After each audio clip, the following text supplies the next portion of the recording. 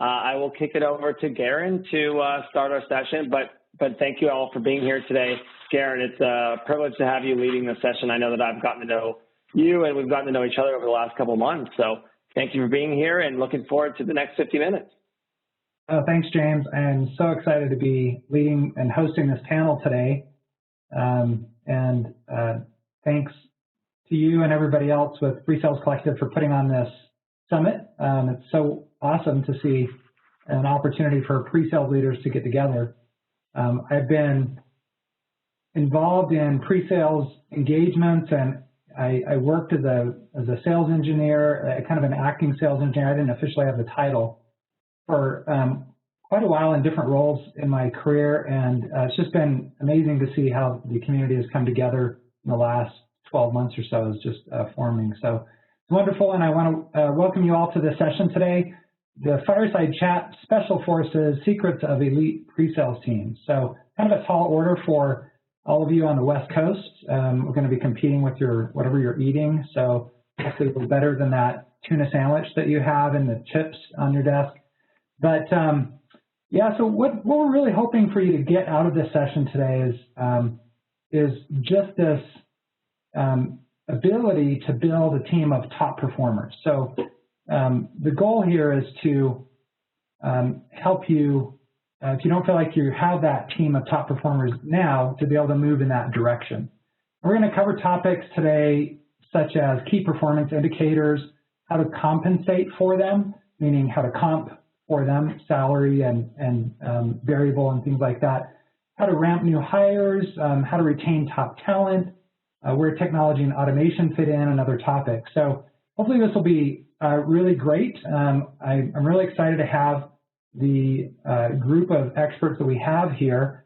First, I'll give you just a little bit of an introduction to myself. I'm the founder and CEO of Consensus, and we're a proud sponsor of the PreSales Collective and this executive summit, so we're really happy to be involved. And at Consensus, we help scale pre-sales teams through intelligent demo automation. So that's what we do.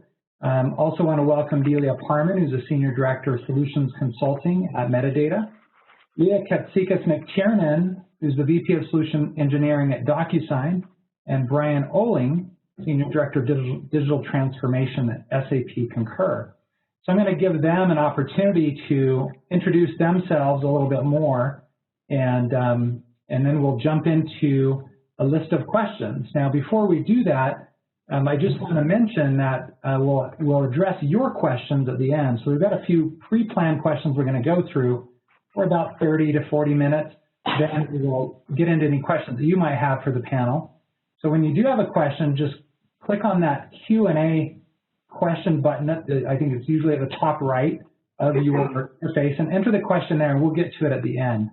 So with that, let's go ahead and jump into the introduction. So we'll start with Delia. Thank you, Garin. Hi, everybody. Delia Parman here, and I lead one of the solution consulting teams at Medidata Solutions. We are a technology that supports clinical research in the clinical trials industry. So as you can imagine, we're really busy right now with the situation that the world is in. And my role and responsibility as a leader of a pre-sales team is basically twofold. That is, I want to be able to grow a pre-sales team that starts with identifying the right people to be on the team with the kinds of skill sets and experience that will help them to quickly ramp up to be productive as part of the sales team. And then I want to also be able to enable and coach those individuals on the team so that they can excel in their role, to be able to drive sales, but also to provide them a clear path as far as their career trajectory is concerned. So I'm delighted to be here. Great, thanks, Delia. Leah? Yeah, thank you. Hi, I'm Leah Mctiernan. I'm based in Philadelphia. I'm the Vice President of Solution Engineering at DocuSign. DocuSign is an e-signature and agreement cloud platform. Our team is based of SEs, specialists in proposal management. And I'm sure there'll be a lot of similar themes here, very similar to Delia. My interest in building high performance teams is really to recruit and develop top talent, provide them a phenomenal career journey, and also create an inclusive culture that they can thrive in. And I do strongly believe that that leads to the best results for both our people, our team, and ultimately our customers. So just thank you, Garin, for hosting today, and just also want to thank Sydney, James, and Yuji for this amazing event. And just before I hand it over to Brian to introduce himself, I'd also like to share with the audience that the PreSales Collective has launched a global Women in Solution Engineering, or WISE program, designed to connect WISE groups and ERGs across the globe. So it's another area that I'm incredibly passionate about. Not something that we'll be talking about today, but if anyone out there in the audience is interested in learning more, please feel free to reach out to me. Thank you. Wonderful. Thanks, Leah. I love that. That's awesome. All right, so I'll go, Garin. And first of all, I love the WISE program. When I first met Yuji, we were at a Pacific Northwest chapter of the PreSales Executive, and it was all men in the room. And we looked around and went, this is not right. And so I remember that. Remember that, Yuji? It was like, we can do better. We need to be more diverse and inclusive. So I'm really excited for a program like WISE, Leah. So wonderful. Business Women's Network is something that we do here at SAP. So I live in the Pacific Northwest area, south of Seattle and Tacoma, and I work at SAP Concur. It's a division in SAP, and we have intelligent spend management solutions. And we have a corporate travel solution many of you are probably using. Most people aren't traveling right now, so we're focusing on spend and employee spend and corporate spend. My role here is really to focus on the digital transformation of PreSales, and it's a role that I've had for the past year officially, but I've been doing it as a passion, as a hobby over the past 3 or 4 years. And we decided this year to focus on demo automation and the transformation of PreSales using demo automation and Consensus, Garin's tool. So I'm happy to talk about how that has helped us to be performing in a more elite level as an organization, the department, and our teams. Well, thank you. And thank you all again for participating. You're very generous to give of your time to share of your experience. I think we're all excited to learn from you. So if we could, whoever is running the slides, if we could just sort of can the slides and just go to video now, because we're going to jump into the questions. And I just have to say I'm excited about this topic because I've always thought of sales engineering as sales engineers as the special forces. This title really came from us as we were brainstorming with James on the title, and we've always thought of sales engineers as an elite group of people that are required to go in and get the deals done, especially the best deals, yet we often don't get a lot of that recognition, and in a lot of organizations that we talk to, there isn't as much understood or shared understood discipline around how to build an elite or high-performance team. So really excited about this topic. Speaking of the word elite, we're going to start with that. And by the way, as I ask questions, just so the audience understands, we've got a lot of questions to go through. We may not hear from every single panelist today on every question. So if you do want to hear somebody's perspective that we don't address, you can always bring that back up in the audience Q&A. So we're going to jump into the questions now with what does elite actually mean in this format? How would you define it? So Leah, do you want to tackle that first? Yes, I'll lead off. So I think elite starts with people, who you hire, because they will define the fabric of your culture. They will set the bar, the pace of play, the tone, the rhythm of how your business operates. And this includes leaders. And I think if you can get the collaboration right across the team and the leaders, it can drive incredible outcomes. So that's definitely one. And I know at DocuSign, we vet outside of, the actual technical skill set, we vet very hard for attitude You have to have a positive attitude. Work ethic is huge, and then that sense of team and collaborative spirit. And I think once you get the right people in, you need to communicate very clearly the expectations of the role, define what success looks like, and then show them what is required to get to that next level. And I'm sure many of us are doing this today with career frameworks. It is a bit tactical, but important to kind of keep the team motivated and know what it takes to get to the next level. So for me, that's foundational. I think the secret sauce, or when you think of building on top of that to get to that elite level, it's really creating an environment where the SE feels empowered to push the boundaries and think big. The ability to have a voice that will be heard. And when they identify gaps, or what are we not thinking about today, where can we be excelling, it shouldn't just, I mean, these are things always going through my head, but it shouldn't just be going through my head or my leader's head. We want the entire team thinking like that. And I love the Steve Jobs quote, I'll paraphrase, it's like, well, we hire smart people so they can tell us what to do. And I'm a huge believer in that. I think we model the mindset at DocuSign to promote strong thought leadership and an open environment where anyone on the team can have a great idea, and myself and their leaders, we will support them on executing it and then promoting that so the rest of the team sees that they can make a difference. And then that collectively starts to move the needle. I mean, I can say easily within our organization, many of our best ideas did not come from me. And I want it like that, right? Like, I love that. I want to continue to promote that because it's the multiplier effect in full force. And maybe my final thought on this is, you have to have a culture in building an elite team. I think you have to have a culture where you can take feedback and apply it. We are in a dynamic, high growth, fast paced environment, and we're not going to bat 1,000 every day, and that's okay.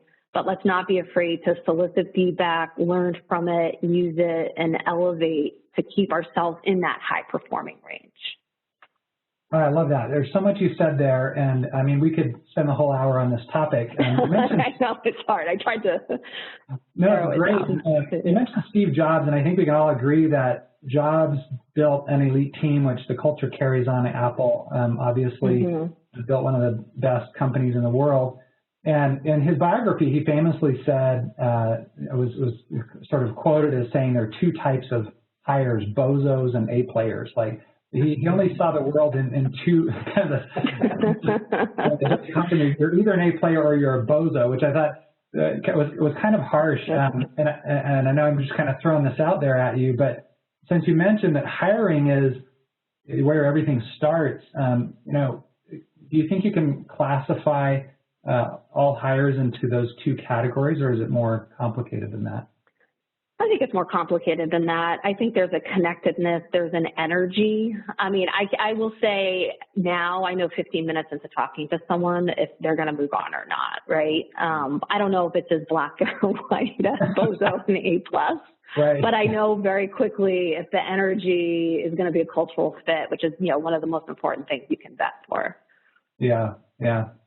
Well, great. Thanks for that. And Brian, I wonder if you could weigh in on this question. Yeah. What does elite mean when building a team like this? Well, I have to comment. I love Steve Jobs. I'm channeling my inner Steve Jobs turtleneck, so be clear on that. Great job.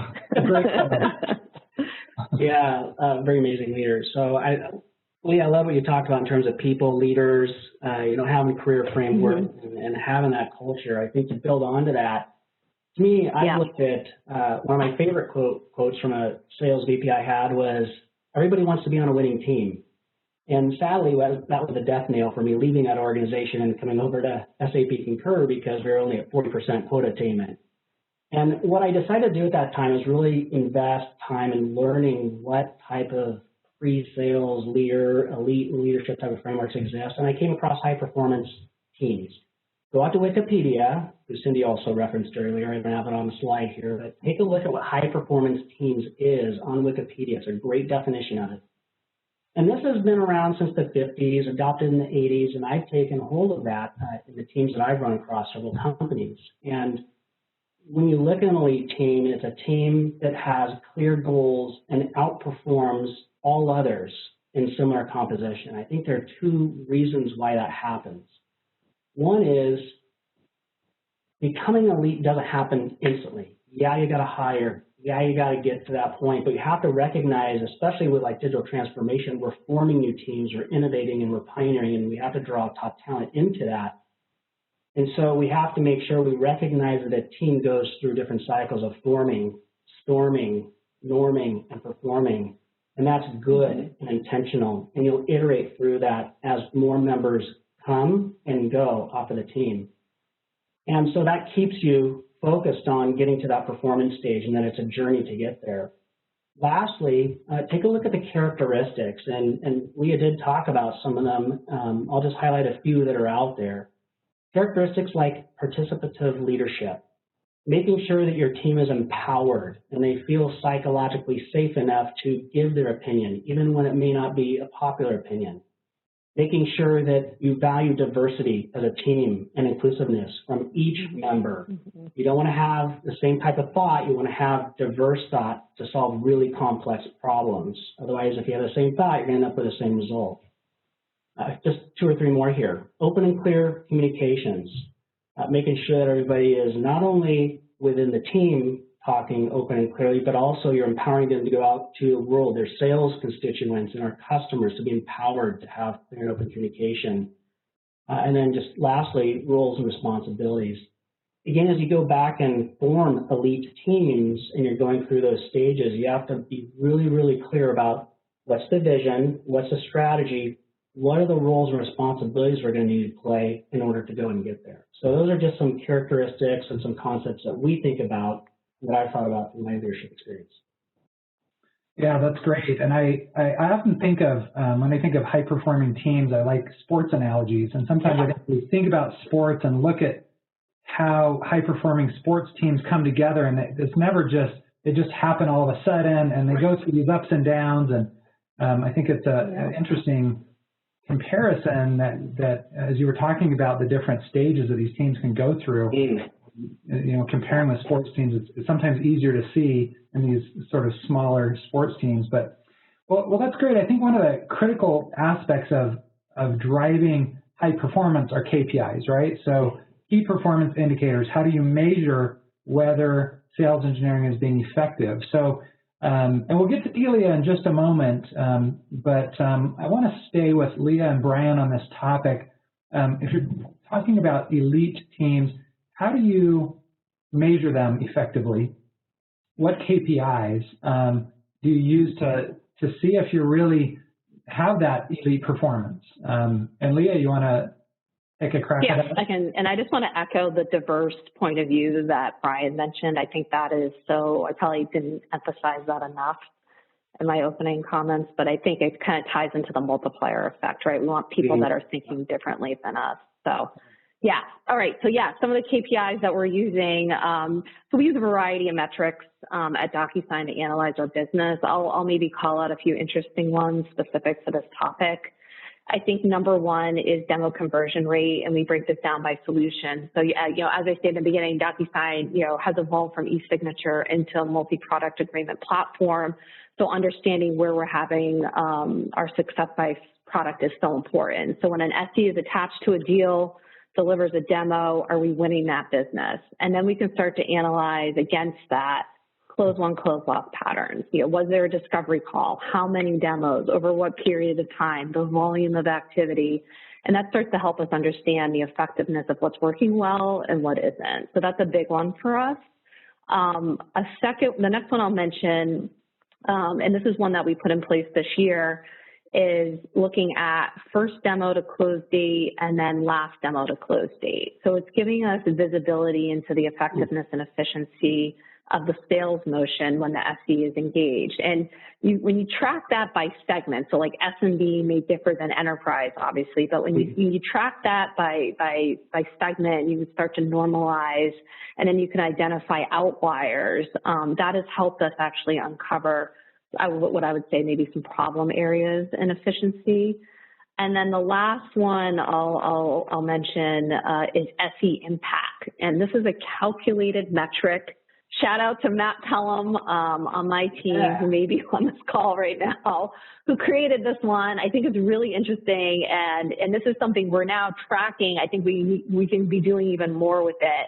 But what it does is it looks at the closed won revenue attached delivered by the SE divided by the number of SE logged activities. So essentially what it's doing is it's letting us have visibility into how much revenue per customer touch point or activity logged that SE is delivering. And it provides really good insight into the value that SE is bringing to the business. So that's a kind of an interesting one that we added recently as well. I love that. Earlier this year, we published a sales engineering workload and compensation study that we did for 2020. And one of the things that we asked about was just KPIs. What do you measure? And, back in the day, it was always the technical win. Did we get a technical win? Right. And more that ends up being a much lower percentage of organizations are using that. They're tying it more to impact on revenue, like you're doing, which I think is so critical. So, Brian, what are your thoughts on KPIs? Yeah, so, I don't want to assume that all of us here are measuring our pre-sales organizations with KPIs. And so I just want to state that. Right. And that because we weren't always there. And I please beg you to do that. I don't care if you're a small or a big organization. You can even start tracking yourself as an individual. What is your impact and value to the organization? And a famous quotation I learned as a young project manager that applies to anything we do is, if you aim at nothing, you're surely going to hit that. And so KPIs are a way for us to make sure that the goals that the organization has for us are going to be something that we can go after. And Leah, you're 100% right. And KPIs have to be considered based on your organizational structure. Are you going over an enterprise play where every SC is in every deal? Are you in more of a commercial or an SMB space where it's scale and volume is both the challenge and your enemy? Is it your products or the complexity of your sale? And so the way we looked at it as a SaaS business, I'll steal some references from David Skok, S-K-O-K. Go look him out on YouTube, and he talks about the KPIs to run cloud businesses. These are frankly good for anybody. But one of the things he talks about is client acquisition costs. And so the KPIs that we look at in client acquisition costs is he talks about pre-sales being the most expensive part of the cost of sale. And so we have to reduce complexity and use KPIs to help us do that. So we look at it in three different areas. We have revenue impact, similar to what Lee was talking about. We have activity impact, and we have digital impact. And so we look at conversion rates when an SE was on, when they weren't. We look at average deal size. We look at sales velocity because, again, for us, within the SMB space that I manage, we have to make sure we've got the right resources on the right deals. Another revenue impact KPI is something that, and shout out to Matt as a peer in the industry. I'm not surprised that he came up with that calculation. We use something called resource leverage. And our organization is complex enough to where we have technical consultants, solutions consultants, we have digital pre-sales specialists and free trial coaches. And so we're building positive correlation models around what the right formula of resources are to close business in these crazy COVID times. And we're having to rebuild those. And thankfully, the KPIs are telling us where that makes the best sense to apply our resource. Again, we're an expensive resource. Activity impact, we are asking that everybody logs activities. Sales reps log opportunities. Solutions consultants and pre-sales log activities. It's just what we do. And on that, we know if we're doing a discovery, a demo, a blind demo, because none of us have ever done a blind demo, right? And we're able to look at those activity types and say, at an individual team, department, organizational level, is the best practice being followed within that area of the business? And if not, how do we go and tweak that as it's trending over time?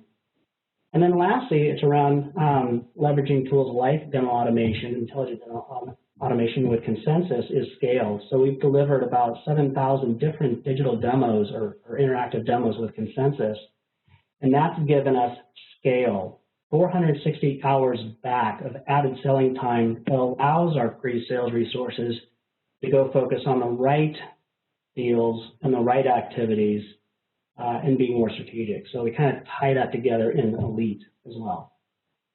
It's interesting. So, certainly KPIs that could be tied to the technology side of things, the demo automation. We'll come back to that. I want to move now to Delia. So, Delia, how do you tie KPIs that you have to compensation? And feel free to share some of the KPIs you use as well. Well, honestly, a lot of the KPIs that we use on our team have already been talked about with Leah and Brian, because we measure sales conversion and impact analysis and how productive, effective is the solution consultant in the sales cycle. But we take an approach that, although we use these metrics to help coach the solution consultants one way or the other, depending on what those numbers turn out to be for them, the impact we make is how much revenue are we driving? Because at the end of the day, the result in how we do what we do is going to be how much selling we're able to influence, how many deals we're able to influence. And so rather than being a KPI compensation-driven team, as we were in the past, by the way, very much activity-driven, we are now aligned to the attainment of whatever the market segment or the account managers to which we may be aligned, and helping them to attain those numbers. And our compensation, and a portion of our compensation, is directly reflected by those attainments. So it sounds pretty basic. It is pretty basic. There are some things that we continue to tweak along the way to make sure that it's a fair compensation model. But also, look, we want people to be as impactful and effective as they possibly can. So we're going to measure the metrics that have just been described here. But at the end of the day, that will lead to a solution consultant being able to drive business. Yeah, I actually really like the simplicity drives a lot of purpose, right? If you have a ton of different metrics tying into compensation, that could be more challenging when, if you're just tying it to revenue, it's very clear to each person exactly what needs to happen and how they need to contribute. So I'm just curious, Delia, on that point, do you tie it to a team number, a certain rep, or I don't know if you're doing a pooled model or a rep-to-rep kind of model? Just how does that work? Maybe just a little bit more detail at your organization. Sure, happy to share that. We previously did have a pooled model where the solution consultants were in teams supporting market segments, but anyone in that particular team could be called on or assigned to work on an opportunity with any number of sales reps within that particular market segment. And so solution consultants could be working with, 10 or 15 different reps and opportunities in a given month. And we have changed that operating model to one of more tight alignment. Now, some of this alignment really depends upon the market segment itself. For example, some of our smaller opportunities or accounts where the sale is much more transactional, then we may group the solution consultants together to support a small team of reps in those particular accounts. But for accounts outside of that segment and in other segments, we try to have, and we're getting to, with our continued expansion of the teams, close to a 2-to-1 ratio. That is 2 account managers or bag carrier sales reps to 1 solution consultant. And what we find is that leads to a lot more continuity, not only with the accounts, because the customers in those accounts know who's going to be helping them out and working with them, but it also leads to a better working relationship between the solution consultant and their respective sales reps, because they begin to know how they work together, what is the most effective for us, what are the ways that we can really expand our opportunities and influence these accounts of strategies. So that kind of longer term thread seems to make a whole lot more sense. And we have found that, as I said, we've been in this model not for years and years yet, So there's still a whole lot more data to collect, but we are finding that to be a very effective model for us. Great. Well, thank you. I mean, there's so much. Each of these questions, I just want to drill down on and keep drilling, but we're going to move on. So, I mean, we talked about hiring. What are the KPIs, kind of the infrastructural way of tracking progress? Hiring is critical. We could talk about that forever. But, you know, what special tricks do you use to ensure that new hires get started quickly, get contributing quickly, as you know, after the hire? And Delia, if you could, you know, first talk about that, I'd be interested to hear how you try to engage them and get, you know, have them hit the ground running. Happy to do that. I will tell you, although we've already talked about hiring and the qualities of hiring the right individuals, that plays into this, right? So if I hire someone who has the skill sets, the three-legged stool I call it, industry experience, technology experience, pre-sales experience, if I can find someone with 2 out of those 3, I'm feeling pretty good. If I can find someone with 3 out of 3, then I call them unicorns, and they can ramp up very quickly simply because of that experience that they have, right? But regardless of that, so let's assume we make good hiring decisions for our pre-sales organization. We've learned that there are some things we can do to get people ramped up more quickly. We have a big platform of many, many products. And so one of the things we try to do is focus on the market segment, which of those products seem to resonate or are as effective for that particular market segment. And we've turned to this model of, we call it boot camps, but it's basically virtual classroom immersion training where the solution consultants are going to get into this product and learning how it works and its value messaging, how to demo it, how to present it in a very deep manner in a short period of time so that they can then get into the field very quickly with that particular solution or solution set and become productive. And we found that we've been able to cut the time in half from getting someone ramped up or onboarded and into the field and being productive in their accounts very quickly. Wow, that's impressive. So, we also, sorry, just one more quick thing. We also have new hires shadowing everything the first week. So they're going to sit in on account reviews, whether they know anything about these accounts or not. They're going to sit in on customer calls, on discovery calls, on demos, because what we have found is that this whole idea of just sort of absorbing what you're hearing and also understanding the different styles and the way that different solutions are being discussed and what the value is around that begins to stick, and it sticks pretty quickly. That's great. That's really impressive. You're able to cut the ramp time to by 50%. That's awesome. Given the time that's moving along pretty quickly here, I'm going to jump to the next question. So you hire, you ramp, you've got KPIs set up. You know, sales engineers are pulled in so many different directions, from demos and POCs to consulting calls, support, knowledge improvement. I mean, it goes on and on. I mean, one time I made a list, and I think it was 14 or 15 things that we expect sales engineers to do. And it creates what I like to call the key activity gap, meaning that quite often we want our SEs spending a greater percentage of their time on the most important activities, but with so many competing demands, it's difficult for them to do that, and they get bogged down in maybe lesser valuable activities. So I'm curious, what are the keys for you to create effectiveness at the individual level and as a team when you get pulled in so many different directions? Brian? Yeah. So I think a lot of this comes down to the characteristics we talked about in the elite question, but I look at it in really 3 different ways to empower and give trust to that employee. There's your non-ARR kind of focus, giving them some guidance there I'll speak about in just a second. There's a revenue generating focus that you want to arm them with. And lastly, it is talking about what are some things you can do to help deal with those mundane tasks or repetitive tasks that take a lot of time for us as SE. So from a non-ARR perspective, I want to make sure that my team members know the framework of how they're going to be successful. And so we've developed a concept in one of the pre-sales teams I recently led called Develop, Performance, and Purpose. And that focuses on the individual, team, and kind of our community. So the expectation, going back to sports analogy, Garin, was continuous improvement.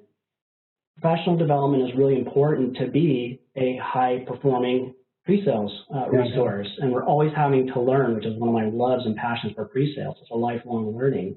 Right. So develop yourself. Make sure you're focused on the performance that you're expected to deliver, whether it's in a pool or dedicated to a team or a segment. And finally, it was purpose. So we wanted to make sure that our SEs are spending time not just on deals and developing themselves, but also giving back to the community. And we had one individual who was raising a lot of money for his niece who has cystic fibrosis in Minneapolis, raised tons of money, was a leader, brought that community service experience back as a leader, and was sharing that with a team. And so it's a way for us to kind of give back to the community, but also help him grow within his role.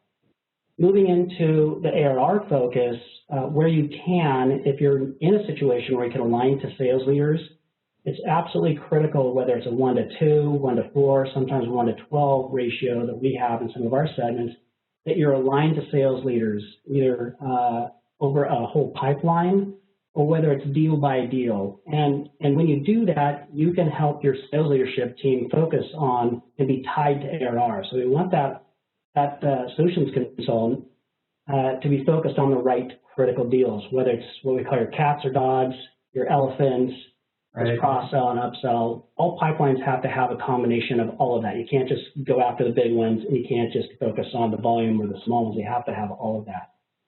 Being in alignment and talking sales acumen with your sales leaders are going to help you be focused on the right deal, not getting pulled apart to all these other areas. And then lastly, we found that there were from a digital pre-sales perspective, you have to build a library of digital subject matter expertise, video content that you can then distribute through tools like Consensus.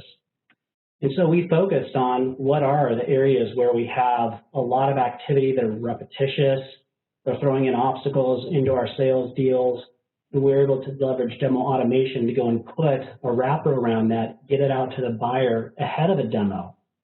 And those buyers are now much more enabled to come into a demo, and it's not a matter of awareness. It's a matter of they've already got the awareness. They already understand the value because that content comes from solutions consulting. Instead of doing it face-to-face or virtual over WebEx, we're doing it in a video in very small bite-sized chunks.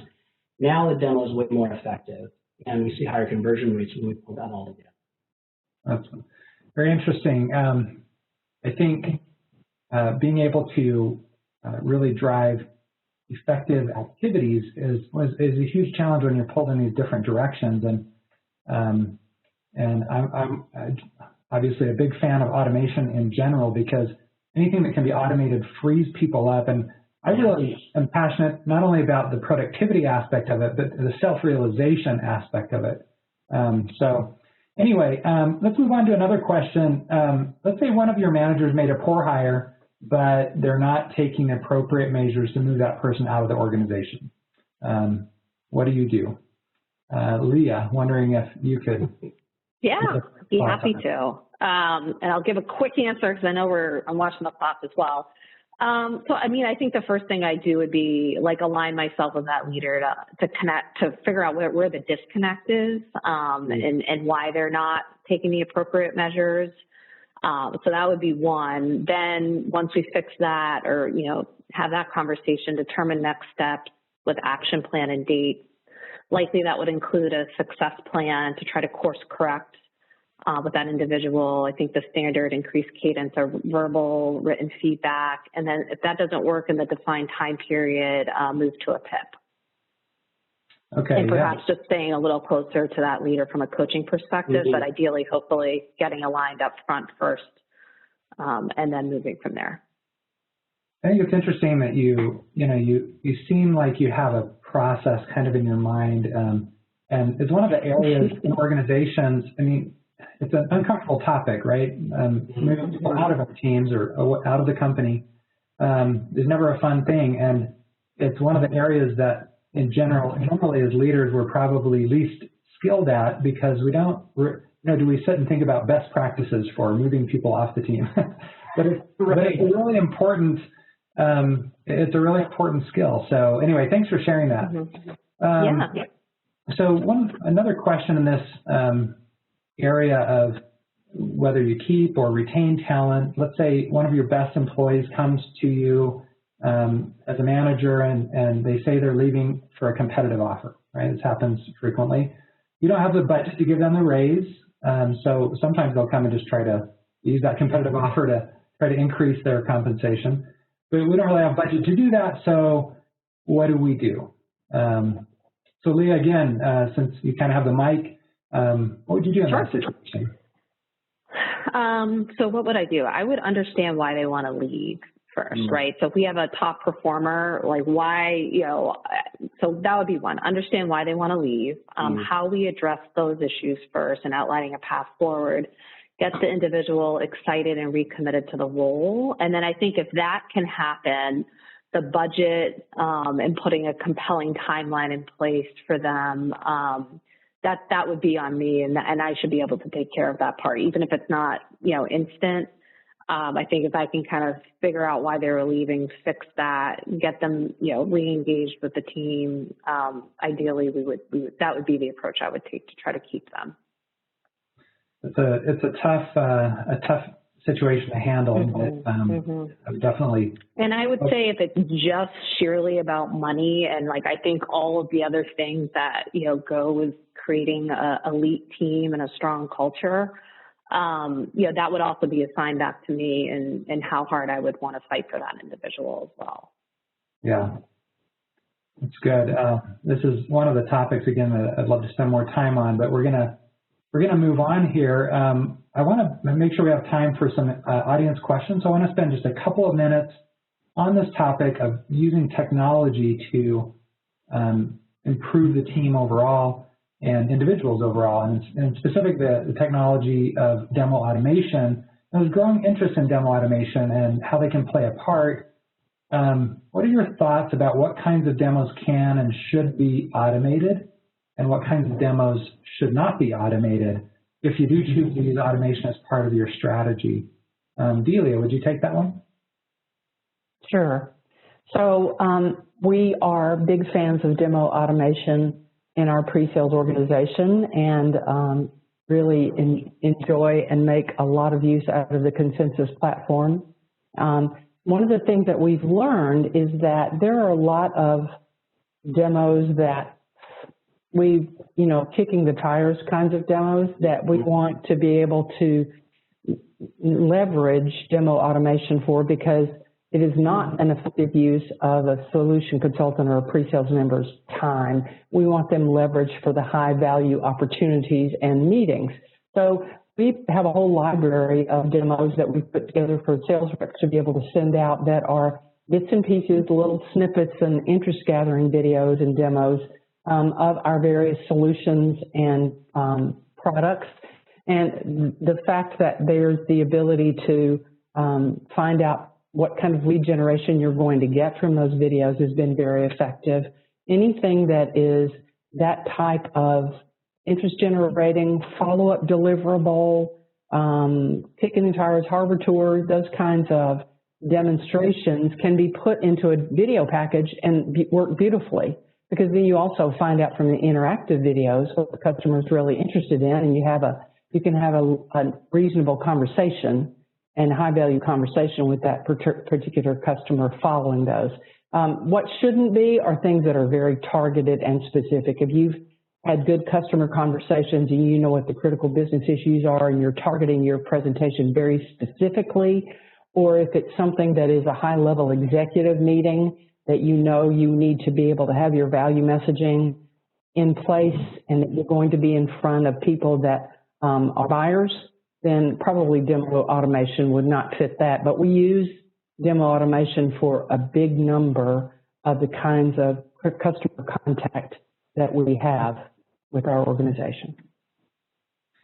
Great, thank you. And I'm just thinking that one of the keys is to define the types of demos or types of stages. And just as a side note, for anybody who's interested, we have a webinar and so on our own website about 6 demo types. Whether you use demo automation or not, I think it's important to figure out what kind of demo you need to be delivering at what buyer stage. So maybe one last question before we start taking questions from the audience. with demo automation, that can feel uncomfortable. Anytime there's automation, people might think, oh, my job's threatened, right? Should they feel threatened by demo automation, or and do they feel threatened as you use demo automation? Brian? Heck yes, they feel threatened. So we can get through it. And here, look, sales and pre-sales sell change all day long with software, and we are some of the most difficult to change in terms of behaviors. And automation, digital transformation, is a change management exercise. When you take a team that was face-to-face and through COVID you force them into a virtual environment, that's change, and there's resistance. When you go from a virtual to a digital type of automated demo, that's also change. And so what you have to do is recognize it, that you're going to have individuals that are going to be saboteurs, not intentionally. Some that'll be fence sitters that aren't so sure about, is this going to help me or not? What's in it for me? And then eventually get to that fully committed. But if, again, you're intentional and recognize that this is a change management exercise and that you have to answer the question, this is something my team's been very good about, keeping me and us accountable to in our enablement of demo automation, is what's in it for the solutions consultant. And to wrap this concept up, what's in it for them is to help them be more elite and a higher performing solutions consultant. The wave of the future has come here today, and if you don't have a digital pre-sales or kind of a production skill set, then that may be a challenge for you going in the future, because buyers have proven to us in B2C models, and now in B2B, they want this type of information to help them make decisions through a sales funnel. Yeah. I think that key, as you mentioned, with any kind of change that you're trying to affect is what is in it for each individual. Yeah. And that's one way to help change motivations. So moving on to just a few minutes of audience questions. There's one for you, Brian. They just said, can you repeat the author of the Cloud KPIs article? It's actually a YouTube video, and it's David Skok, S-K-O-K. He's out of Menlo Park. He's from a venture capital group down there. If you just look for him, he's got about a 25-minute video. And in the middle of that, he talks specifically about pre-sales, days to value, lifetime value, client acquisition cost. Those are business terms that really help us in pre-sales understand where we fit in. Okay, great. And by the way, whoever's running the slides, if you could just advance the slide with the contact information, because if you do have a specific, thank you, if you have a specific question for any of us, feel free to reach out, especially if we can't get to your questions.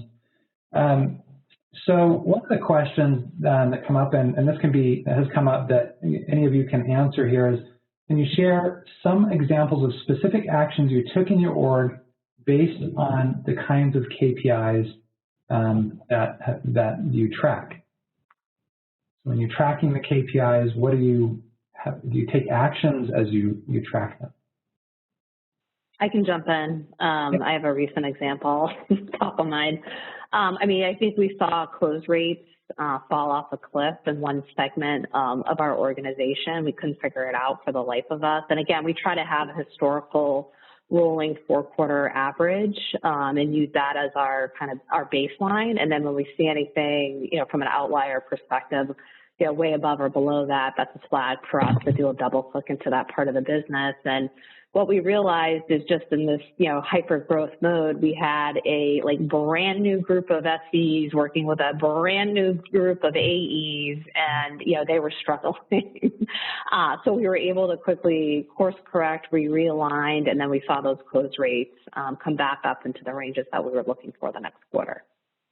Interesting, you mentioned the brand new with the brand new. I was working with an executive once who defined, kind of going to the sports analogy, defined an elite team as the type of team that could do a no-look pass in basketball. So see somebody, a guard dribbling down, and they're not even looking at their teammates, and they shovel off the pass. It can only happen when the team, really comes together. And you've got new people all working together. They're not used to that, and that's interesting. Yeah. So another question. One other example. Oh, sorry. Yeah. Go on to the next one. No, I think you go on. We do have to wrap up here, unfortunately. I just want to get to one more audience question. Once you build an elite team, what are some ways to keep a team motivated and engaged? So you're performing at this high level. How do you keep them performing at that high level? Who wants to tackle that one? I'm happy to, I can jump in on that one.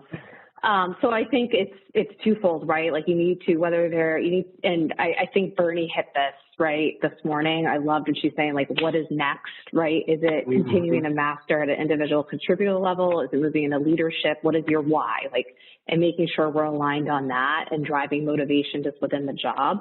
I think also, what else are you passionate about outside of just the day job? And this kind of brings in the inclusivity and connectedness. Is it ERGs? Is it volunteering? And a lot of us now are building out all of these different arms that are, connecting our networks just within our own companies in a much bigger way.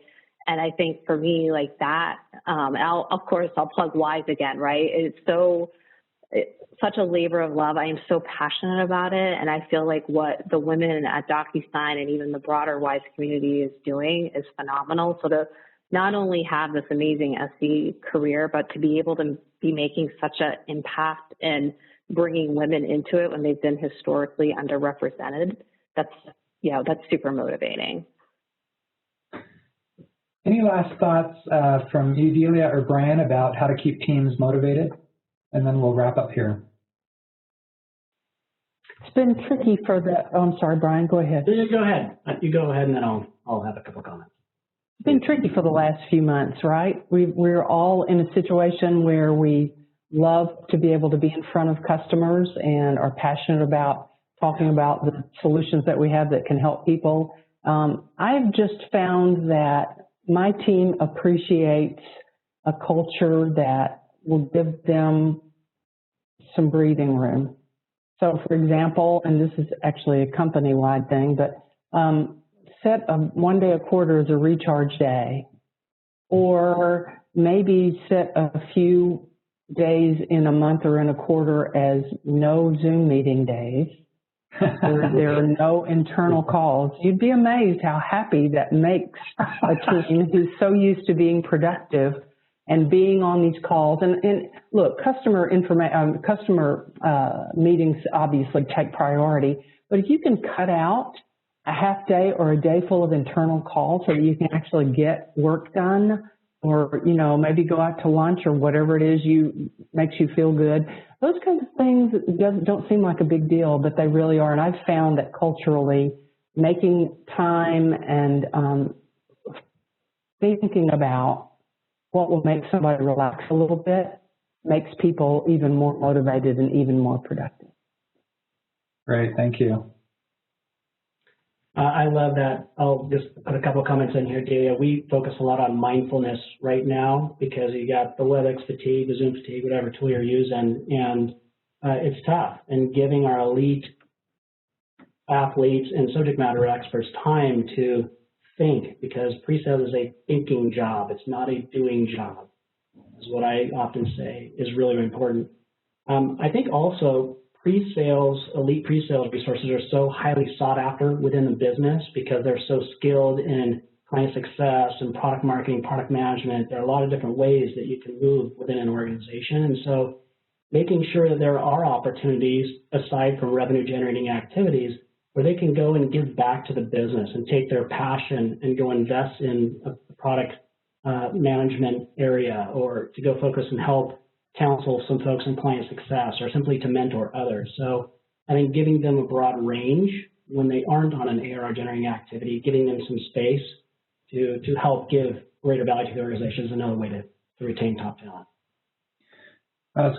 Wonderful comments. Thank you so much, all of you. And want to remind you that we'll have a break now for a few minutes until 1 p.m. Pacific. But thank you again, Leah, Brian, and Delia, for sharing your experience, your thoughts, your time, and your passion around pre-sales and elite teams, our special forces. So thanks so much for participating, everybody. It was a pleasure. Thank you. Thank you. Thank you.